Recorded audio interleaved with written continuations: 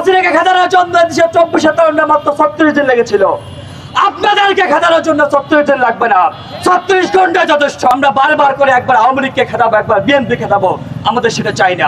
আরেকটা দুঃখজনক বিষয় বলি, এই ছাত্রদের নেতৃত্বে গণ অভ্যুত্থান সফল হওয়ার পরে যারা অন্যায় জুলুম, জেল জুলুম থেকে, কারাবরণ থেকে যারা মুক্তি লাভ করেছেন, সেই মুক্তি লাভ করা ব্যক্তিরা, সেই মাজলুম ব্যক্তিরা আজকে ছাত্রদের সাথে নিমক হারামি করেছেন। সংগ্রামী বন্ধুগণ, আমরা দেখেছি যখনই যে সরকার ক্ষমতায় আসে, সেই সরকার নিজেদের এজেন্ডা বাস্তবায়ন করার জন্য, নিজেদের লোক বাস্তবায়ন করার জন্য, নিজেদের ক্ষমতাকে দীর্ঘায়িত করার জন্য, জনগণকে কুক্ষিগত করে রাখার জন্য নানা রকম চাল চালে, নানা রকম কূটকৌশল অবলম্বন করে।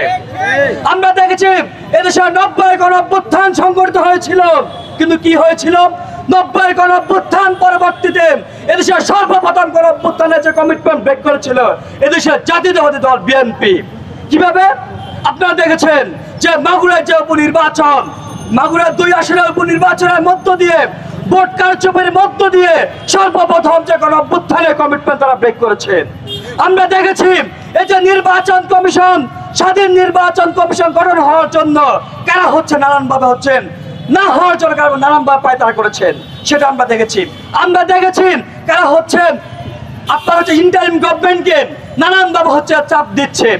আমরা দেখি 90 গণ অভ্যুত্থান পরবর্তীতে কিভাবে কেয়ারটেকার সরকার না হওয়ার জন্য কারা নানান চলচাতুর আশ্রয় দিচ্ছেন।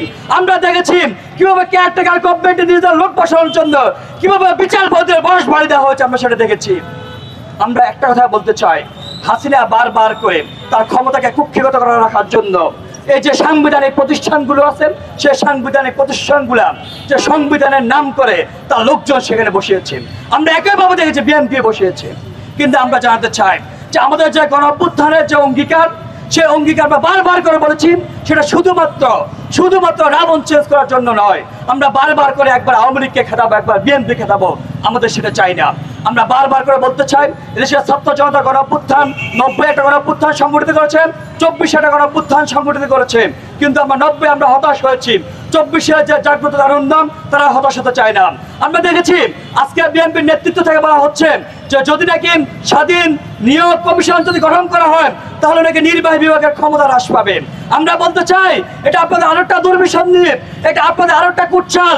আপনি জানেন যদি স্বাধীন নিয়োগ কমিশন গঠিত হয় তাহলে আপনার সরকারের যে জবাবদিহিতা নিশ্চিত হবে। যদি স্বাধীন নিয়োগ কমিশন গঠিত হয় তাহলে হচ্ছে আপনার এখানে একটা সুস্পষ্ট স্বচ্ছতা, জবাবদিহিতা নিশ্চিত হবে, আপনার সরকারের কার্যকারিতা বাড়বেন, আপনার জনগণের আস্থা বাড়বেন, গ্রহণযোগ্যতা বাড়বে। কিন্তু আপনারা যারা হচ্ছে নানান কূটনৈতিক আশ্রয় দিতে চান তাদেরকে আমরা হুঁশিয়ারি দিতে চাই। সর্বশেষ একটা কথাই বলতে চাই, যারা হচ্ছে ক্ষমতাকে কুক্ষিগত করে রাখতে চান, যারা 90 পরবর্তী কমিটমেন্ট ব্রেক করে 24 সালের কমিটমেন্ট ব্রেক করতে চান, তাদেরকে আমরা হুঁশিয়ারি দিতে চাই। যারা হাসিনা উঠতে চায়, হাসিনার মতো কুক্ষিগত করে রাখতে চায়, তাদের পরিণতি আবার হাসিনার মতো হবে। আমরা বলতে চাই হাসিনাকে খেদানোর জন্য দেশের 24 তরুণরা মাত্র 36 দিন লেগেছিল। আপনাদেরকে খেদানোর জন্য 36 দিন লাগবে না, 36 ঘন্টা যথেষ্ট।